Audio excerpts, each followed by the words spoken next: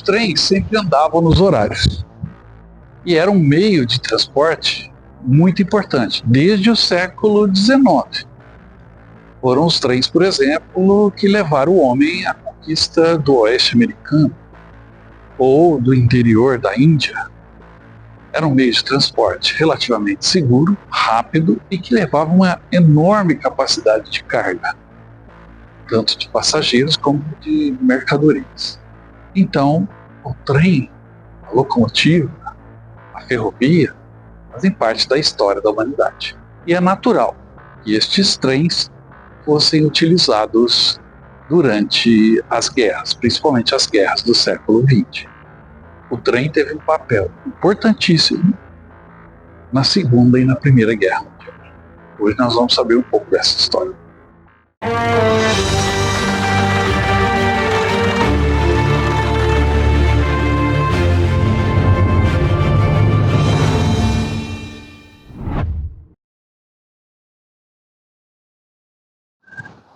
Este é um dos três locomotivas, ou trens blindados, que foram produzidos pelos alemães durante a Segunda Guerra Mundial. Ele tinha 2 canhões Howitzers de 105 mm, além de metralhadoras e canhões antiaéreos. É um belo exemplar de como era utilizado um trem blindado na Segunda Guerra Mundial e o quanto estes trens foram importantes. Durante a Segunda Guerra Mundial, os aliados estavam no processo de planejamento da priorização de seus alvos estratégicos. Durante a Conferência de Casablanca, em janeiro de 1943, eles criaram o que ficou conhecido como a Diretriz Point Blank. Esta colocou todos os alvos primários na Europa, ocupada pelos alemães, de acordo com a prioridade, como a indústria aeronáutica, portos de construção naval, abrigos de U-boats, redes de petróleo e ferroviárias, incluindo pátios de manobra. Os trens eram um alvo principal, pois transportavam materiais e tropas e receberam prioridade para bombardeios táticos de caças e ataques aéreos. Mas a Alemanha tinha um plano para combater os aliados e proteger seus trens. O que eram os trens Flak? O que eram os trens do Cavaleiro Negro? Como cada um era perigoso à sua maneira.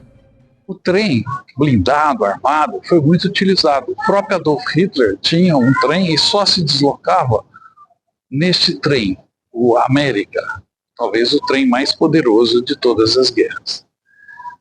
É lógico que esses trens eram alvos preferidos da aviação, porque, apesar de estarem em movimento, eles formavam um longo comboio e eram pouco defendidos. Os canhões não tinham uma boa precisão para defender os trens dos ataques aéreos, mas os alemães os utilizaram em larguíssima escala durante a Segunda Guerra Mundial.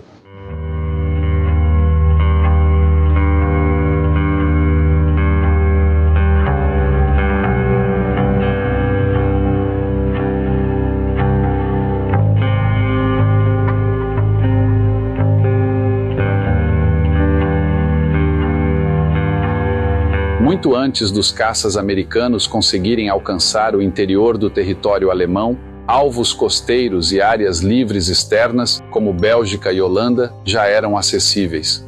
De agosto de 1942 até o final da guerra, ferrovias, pátios de manobra e trens sempre foram alvos preferidos para pilotos de caças e bombardeiros. Pilotos de caça destruíram muito tráfego ferroviário alemão, e este, de fato, foi um dos métodos táticos mais eficazes empregados pelas Forças Aéreas do Exército dos Estados Unidos e pela RAF. Mas os alemães se adaptaram e decidiram que uma aplicação retaliatória era necessária, então criaram os trens Flak. Eram locomotivas que puxavam o que pareciam ser vagões ferroviários padrão, mas com um detalhe: a ferrovia alemã estava sob a autoridade da Reichsbahn e seu diretor, Julius Dorpmüller. Devido ao grande número de trens que estavam sendo danificados e destruídos por bombardeios táticos e ataques aéreos em toda a Europa ocupada, no início de 1944, as perdas estavam se tornando insuportáveis. Então, a Wehrmacht criou os trens Flak em resposta. Essas unidades de flak alemãs eram organizadas a partir do nível de divisão, como divisão de flak, regimento de flak, batalhão de flak, até baterias de flak. Era a bateria antiaérea individual que seria designada para um trem específico, e todas as unidades de flak estavam sob o comando do Ministério da Aeronáutica, mas subordinadas ao diretor do Reichsbund até 1944. Foi quando o Reichsmarschall Hermann Göring assumiu essa autoridade para si mesmo para fortalecer as defesas da linha Kammhuber. A linha Kammhuber, desenvolvida pelo marechal de campo Joseph Kammhuber para inclusão na estratégia de defesa doméstica alemã, incluía vários quilômetros de defesas antiaéreas dispostas em profundidade e estrategicamente localizadas, que incluíam holofotes e várias localizações de radar. Este plano defensivo foi criado para funcionar em conjunto com a Força de Caça Noturna Alemã, criada e comandada pelo coronel Wolfgang Falck durante toda a guerra, até Kammhuber ser enviado para a Noruega para comandar a Luftflotte 5. Os trens eram um alvo favorito para missões armadas de reconhecimento tático. Pilotos de caça aliados os consideravam alvos relativamente fáceis quando usavam armas e foguetes. Como eram um alvo primário, qualquer trem, quanto mais um tanque, poderia ser usado para combater o exército alemão. Caminhões ou veículos viajando em estradas durante o dia eram vulneráveis. No entanto, ao se adaptar à ameaça, os alemães mudaram suas táticas e rapidamente tornaram o ataque aéreo a eles uma tarefa mais difícil e perigosa.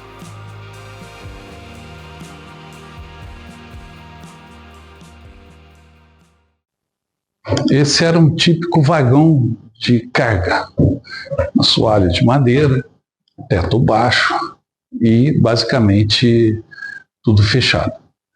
Aqui se transportavam todos os tipos de cargas, como vocês estão vendo nesses painéis instalados neste vagão. Mas, durante a Segunda Guerra, os vagões de gado como este serviram para transportar tanto judeus quanto prisioneiros dos mais diversos pelos alemães. O trem de carga era o transporte dos prisioneiros. E muitas vezes ele acabava em um local nefasto, como os campos de concentração. Talvez estes sejam os trilhos mais terríveis do mundo. Esta é a linha que levava todas as vítimas dos nazistas para Birkenau, a fábrica da morte. Por esses trilhos, os vagões carregados com seres humanos, vagões de gado carregados com seres humanos, chegavam ao seu destino final. A logística utilizada pelos alemães nestes vagões de madeira era terrível. E, infelizmente, o destino final de quem viajava nesses vagões de gado, transformados em vagões de transportar prisioneiros, era um destino trágico.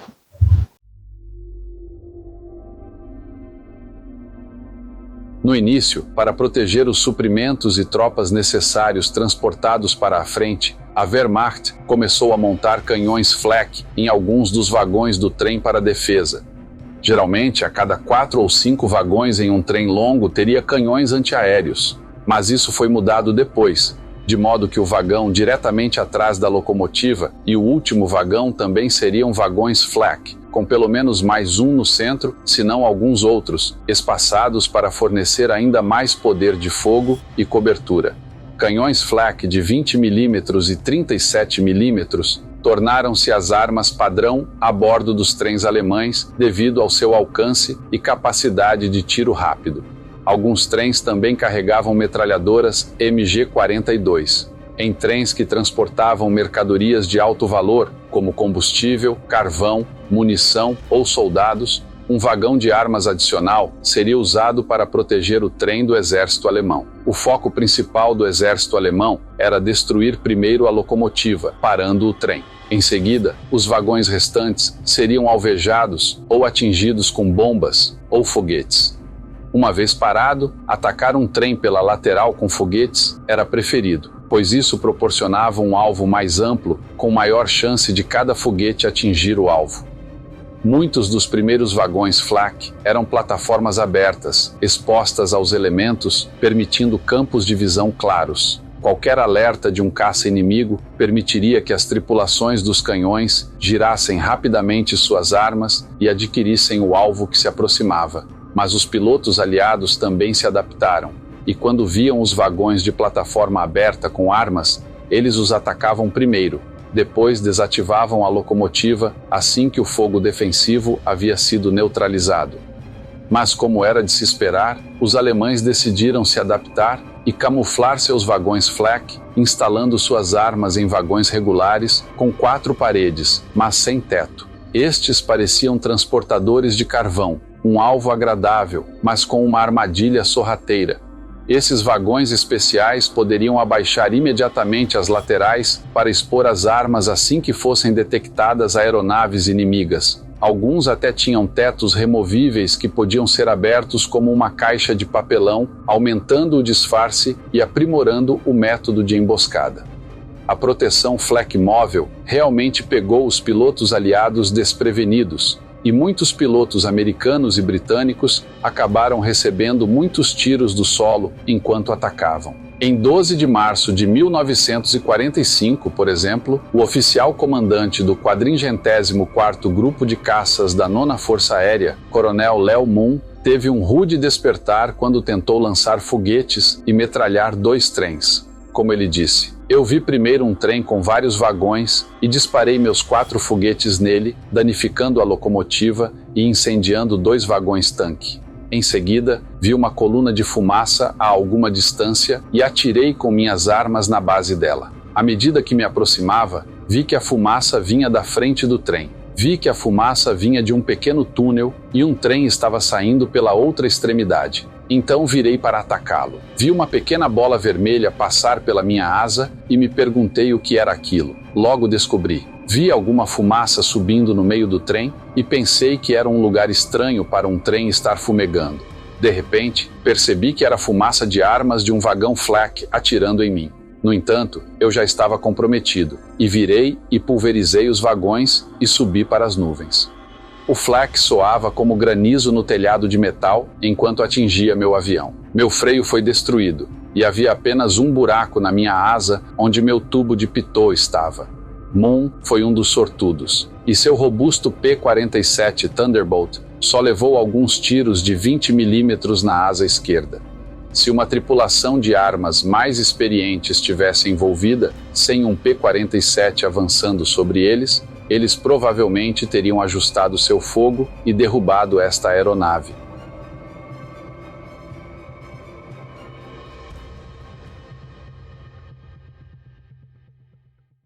Viajar num trem blindado não era fácil. O teto era baixo, a visão de fora era só a visão que você tinha pelos visores minúsculos, só para apontarem armas, e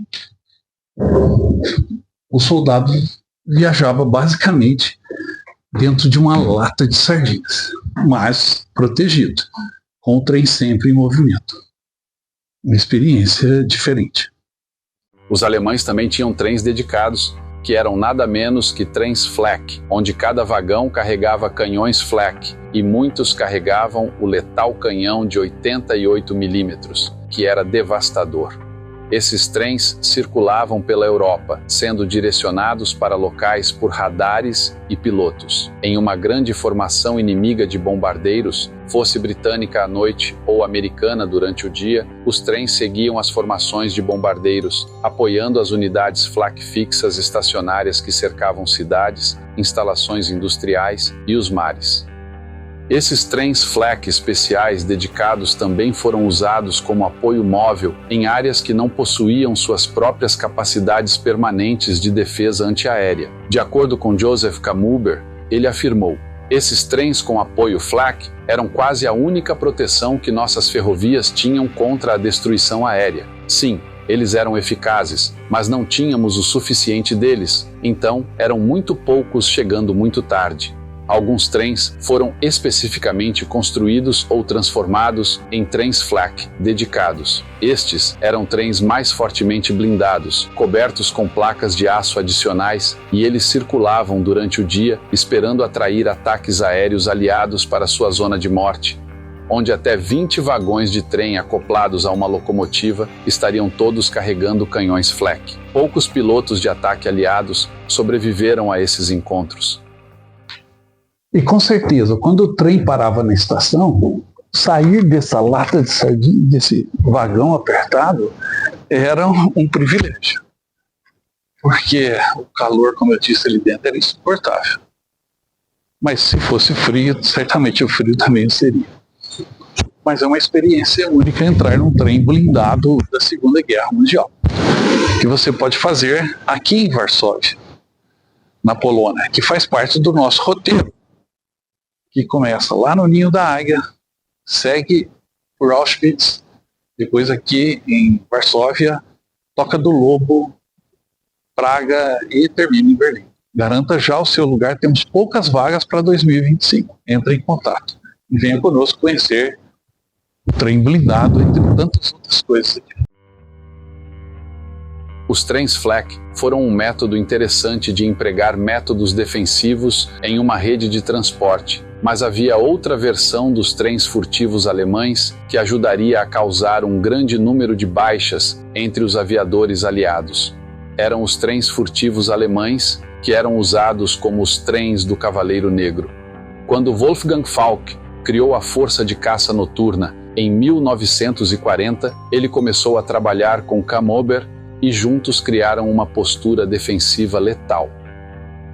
Com o advento do radar aerotransportado a bordo para caças noturnos, trabalhando em conjunto com os sistemas Freya, Himmelbett e Würzburg Gate, os caças noturnos alemães destruíram a maioria dos bombardeiros perdidos pelo Comando de Bombardeiros da RAF durante a guerra. O radar terrestre alemão detectaria bombardeiros inimigos que deixavam a Inglaterra após o anoitecer. Eles então passariam seus contatos para o próximo local de radar terrestre em uma reação em cadeia.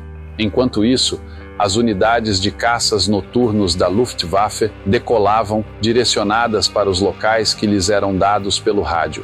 Muitas vezes, sua primeira indicação seria ver os centenas de holofotes esfaqueando o céu escuro, esperando travarem um bombardeiro.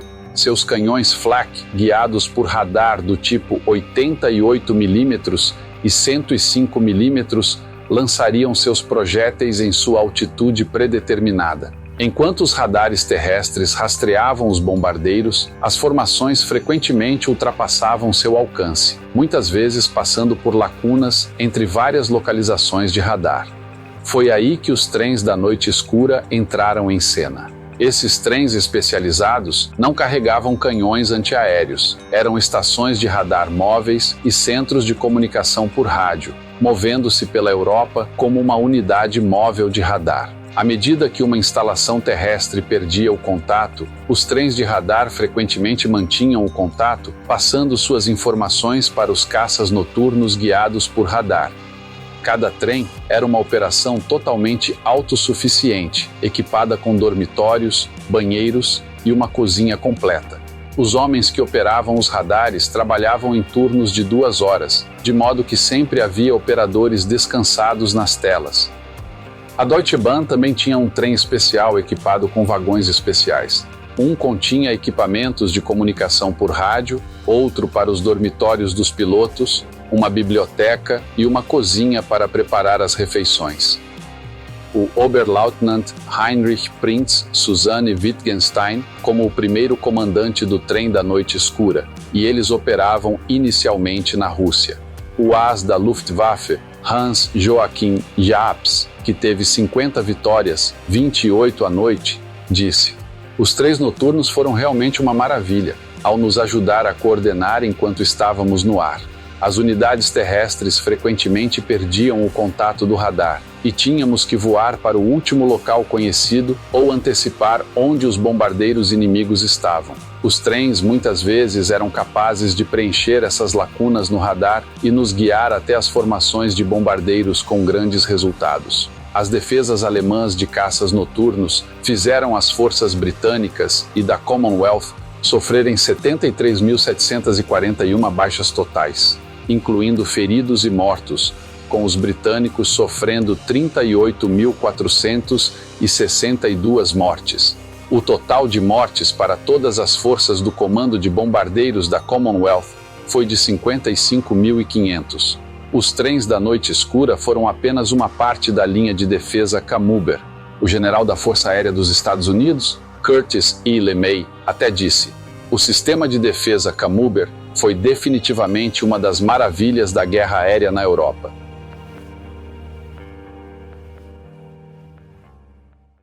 Hoje, trens modernos cortam toda a Europa. O que antes atravessava campos de batalha, atravessam cidades, como esta aqui da Polônia, Varsóvia, capital, onde está esse museu dos trens. Um lugar bacana de se visitar. E trens antigos, trens soviéticos modernos e os trens que atualmente fazem o transporte por toda a Europa estão lado a lado. A história dos trens é a história da humanidade e a história das guerras.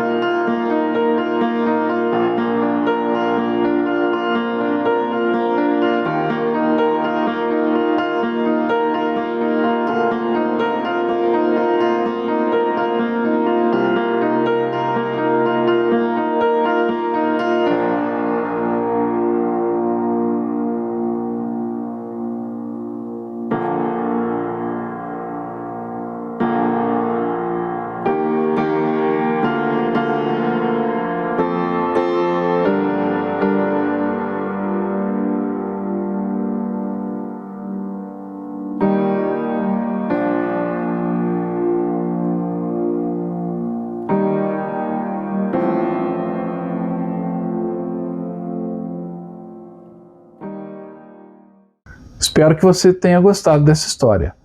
Se gostou, não esqueça de dar um like, deixar o seu comentário ao final e se inscrever no canal. Participe também da promoção da camisa do Viagem na História. Para a nova promoção dessa belíssima camisa que celebra os 80 anos do Dia da Vitória, já iniciamos a venda das camisas. E junto com essa belíssima camisa, você recebe um cupom com o seu número para concorrer a uma viagem. E você vai escolher o destino: Normandia, Alemanha ou Itália, dentro dos nossos roteiros que fazemos todos os anos. Você pode adquirir essa belíssima camisa na loja virtual do canal Viagem na História. O link está na descrição. Ou então envie uma mensagem para o nosso WhatsApp. E aí, não ficou bonita a camisa? Olha que legal, as bandeiras dos países, o selo, uma nova camisa para você do Viagem na História. Adquira já a sua. E eu volto logo com mais histórias de guerra. Até mais.